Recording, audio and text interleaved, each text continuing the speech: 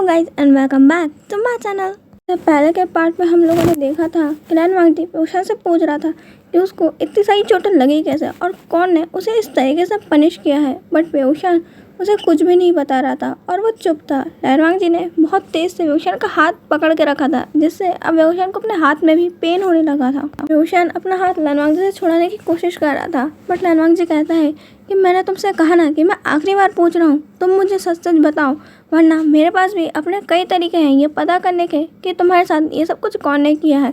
और अगर मुझे मालूम चला तो मैं उस पर्सन को जिंदा नहीं छोड़ूंगा, क्योंकि तुम सिर्फ मेरे हो और तुम सिर्फ मुझसे बिलोंग करते हो, और जो चीज़ मुझसे बिलोंग करती है उसको कोई भी हट नहीं कर सकता। इसलिए तुम मुझे शांति से बता दो कि ये सब कुछ तुम्हारे साथ कौन ने किया। लैन वांगजी की ये बात सुन के उसके तरफ नज़र उठा कर देखता है, जिनमें अब आंसू आ चुके थे। पेओशान तभी कुछ नहीं कहता और लैन वांगजी से अपना हाथ छुड़ा लेता है।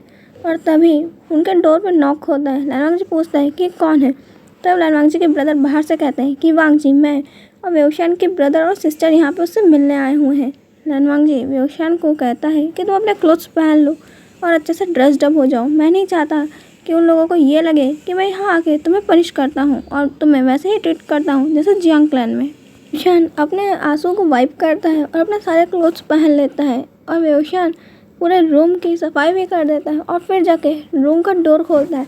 लैन वांगजी एक कोने में गुस्से में अपना मुंह फुला के खड़ा हुआ था। कोई भी उसका ऑरा देख के जान सकता है कि वो कितना गुस्से में है। लैन वांगजी की तरफ तो कोई देखता ही नहीं है। लैन चेचेन में जाके सीधे पेओशान से उसका हालचाल पूछते हैं और पूछते हैं कि कहीं लैन वांगजी उसे परेशान तो नहीं कर रहा। और लैन चेचेन का जवाब देता पेओशान उससे पहले ही जियांग चैंग लैन चेचेन को धक्का देते हुए कहता है कि तुम हटो, मुझे बात करने दो। और पेओशान का पहले जियांग चैंग पूरे अच्छे से चेक करता है कि कहीं उसे कोई चोट वोट तो नहीं लगी। जियांग चैंग कहता है कि तुम्हें किसने कहा था कि तुम अपने रूम से बाहर निकलो। मैंने तुम्हें मना किया था ना कि तुम अपने रूम से तब तक बाहर नहीं जाओगे जब तक मैं ना कहूँ। पेओशान कहता है कि बट मेरे को मैडम यू ने ऑर्डर दिया था कि मेरे को उनके सारे काम करना है, इसलिए मैं वो सारे काम करने के लिए ही रूम से बाहर निकला था। मैं उनके ऑर्डर को डिसोबे नहीं कर सकता। जियांग चैंग कहता है कि ओह मदर भीना, उनको पता नहीं तुमसे ही क्या प्रॉब्लम है। फिर जियांग चैंग को पेओशान उसका हाथ पकड़ के इशारों में रोक देता है कि उसे अपनी फैमिली की बातें ऐसे बाहर में नहीं करनी चाहिए, घर की बात बाहर करे ये अच्छा नहीं लगता। पेओशान की इशारा समझ के जियांग चैंग भी अब कुछ नहीं कहता और यानली पेओशान के सर पर हाथ फेरती है और कहती है कि आशियान, तुम सच में बहुत बड़े हो गए हो, हमें नहीं लगा था कि तुम इतने समझदार हो। यानली आशियान के सर पर हाथ फेरते फेरते ही रोने लगती हैं और कहती हैं कि मुझे नहीं लगा था कि मेरी आशियान की शादी इतने जल्दी में होगी जिसे हम देख भी नहीं पाएंगे, और हमारा आशियान कब इतना बड़ा हो गया कि शादी करके यहाँ आ गया, हमें तो मालूम ही नहीं चला। और यानली ये सब कह के रोने लगती है। पेओशान जियांग यानली के आंसू पोंछता है और उन्हें शांत करवाने लगता है और जियांग चैंग भी उन्हें शांत करवाने लगता है। वो दोनों भाई मिलकर अपनी शिजे को शांत कराते हैं और फिर वो लोग मिलकर ढेर सारी बातें करते हैं। और यानली पेओशान से कहती है कि आज मैं तुम्हारे लिए सूप बनाऊंगी, किचन कहाँ है। पेओशान अपने बनी को बोलता है, यानी कि उसके टाइग्रेस को, कि शिजे को किचन दिखाया हो, और वो बनी शिजे को किचन दिखा के आ जाती है। और जियांग चैंग कहता है कि बनी यहाँ पे है तो क्या और भी लोग यहीं पे हैं। जियांग चैंग जैसे ही गार्डन को जाके देखता है, बेचारे को फिर से सदमा लगता है और वो खुश भी बहुत होता है। जियांग चैंग को सदमा इस बात का लगता है कि इतना खूबसूरत गार्डन जिसके बारे में उसने सुना था कि लैन क्लैन में लैन वांगजी का एक पियोनी फ्लावर का गार्डन है जिसमें लैन वांगजी किसी को जाने नहीं देता, वो बहुत ज़्यादा ही खूबसूरत है। बट पेओशान के एनिमल्स के आने के बाद उसकी खूबसूरती तो और भी ज़्यादा बढ़ गई है कि हर पेड़ पे कहीं सांप मिलेंगे और गार्डन के गार्ड जो वहाँ पे पहरा देते हैं वो बेचारे डर के अंदर कांपते हुए मिलेंगे, कहीं ये एनिमल्स उन पर अटैक ना कर दे। और जियांग चैंग खुश इसलिए था, पेओशान को जब भी गुस्सा आता था पेओशान अपने सभी एनिमल्स को नहलाने को जियांग चैंग को कहता था, तो जियांग चैंग को बिल्कुल पसंद नहीं है, उसे उन एनिमल्स को नहलाना बिल्कुल पसंद नहीं। और वो एनिमल्स भी पेओशान की तरह शैतान है, इतनी ज़्यादा मस्ती करते हैं, उन्हें तो नहाना बिल्कुल पसंद ही नहीं है, उन्हें खींच खींच के लाना पड़ता है। और उस समय जियांग चैंग एक मदर का काम कर रहा होता था, जिसे देख के पेओशान को बहुत ज़्यादा हंसी आती है। यहाँ पे जिन जूशियान और लैन वांगजी अपने अपनी वाइफीज को ऐसे घूर रहे थे कि हम भी यहाँ पे हैं, थोड़ा ध्यान हम पे भी दे लो। पर लैन चेचेन तो उन दोनों के कंधों पे हाथ रखता है और कहता है कि तुम लोग यहाँ एंजॉय करो, अब मैं चलता हूँ। और लैन चेचेन वहाँ से चले जाते हैं। जी और जिन जूशियन बाहर आ जाते हैं ये सोच के कि वो लोग उन सिबलिंग्स को थोड़ा टाइम दे दें कि वो लोग अपनी बातें ख़त्म कर लें। और वो लोग खड़े खड़े वहाँ पे बोर हो रहे थे और पॉन्ड के पास जाके बैठ जाते हैं। अपनी अपनी वाइफेस को वहाँ से देखने लगते हैं। लनवांग जी देखता है कि बेओशान अपनी सीजे से बात करते समय बहुत ज़्यादा ही स्माइल कर रहा है और जियांग चैन तो बीच बीच में जोक्स भी बोल रहा है, जिससे बेओशान और जियांग याली को बहुत ज़्यादा हंसी आ रही है और वो तीनों बहुत ज़्यादा। जिन गोंगे वो कहता है कि कितनी देर हो गई, इन लोगों की बातें खत्म नहीं। लनवांग जी कहता है कि बहुत टाइम बाद मिल रहा है, इसलिए इन्हें बातें करने देते हैं। बेओशान भी कहता है कि हाँ हाँ ठीक है, इन्हें बातें करने देते हैं। और वो दोनों वहाँ बैठे हुए थे और बस पानी को देख रहे थे और कुछ टाइम बाद लनवांग जी तो पौंड के किनारे ही लेट जाता है और आसमान को देखने लगता है। और कुछ टाइम बाद जिन गोंगे बोर होता है तो वहाँ से पत्थर उठा के पौंड में मारने लगता है और वो वहाँ पे खेलने लगता है बच्चों की तरह। और जिन जोशन जब अपने रूम की तरफ देखते हैं तो वहाँ पे वो लोग अब भी बातें कर रहे हैं और यहाँ पे ये लोग पूरे बोर हो चुके हैं रूम के बाहर बैठे बैठे। ऐसा लग रहा है कि इनकी वाइफीज ने इन्हें रूम से बाहर निकाल दिया है और ये लोग बाहर पड़े हुए हैं। और लनवांग जी कहता है कि इनकी बातें बहुत ज़्यादा लंबी है। जिन जोशन कहता है कि बहुत टाइम बाद मिल रहे हैं, इसलिए इतनी बातें कर रहे हैं। और वो लोग इंतज़ार करते करते अब रात हो गई थी और वो लोग तो वहाँ लेट गए थे कि उन्हें लग रहा है कि आज उन्हें यहीं सोना पड़ेगा। लनवांग जी कहता है कि अच्छा है यहाँ पे ब्रदर नहीं है, वरना मैं को वो बहुत ज़्यादा टीज कर दे और मैं तो एम्बेरसमेंट के कारण ही मर जाता। और मैं जिन जोशन में कहता है कि आप सही कह रहे हैं कि नहीं तो मेरा क्या होता, मैं भी कहीं का किंग हूँ और मेरे साथ ऐसा कोई कहे कि यहाँ का किंग्स अपनी वाइफ के रूम से बाहर निकलने के कारण दोनों पौंड के पास सोए, हम तो दूसरे रूम में भी नहीं जा सकते, नहीं तो सारे सर्वेंट्स ये बातें करेंगे कि हमें हमारी वाइफ ने रूम से निकाल दिया है। वो दोनों तो बेचारे वहीं पे लेट जाते हैं और सोने की तैयारी कर रहे थे और वो दोनों एक दूसरे को प्रॉमिस करते हैं कि वो लोग लैंचिचन को ये बात पता नहीं चलने देंगे कि वो लोग इस दिन रूम के बाहर सोए थे पौंड के पास।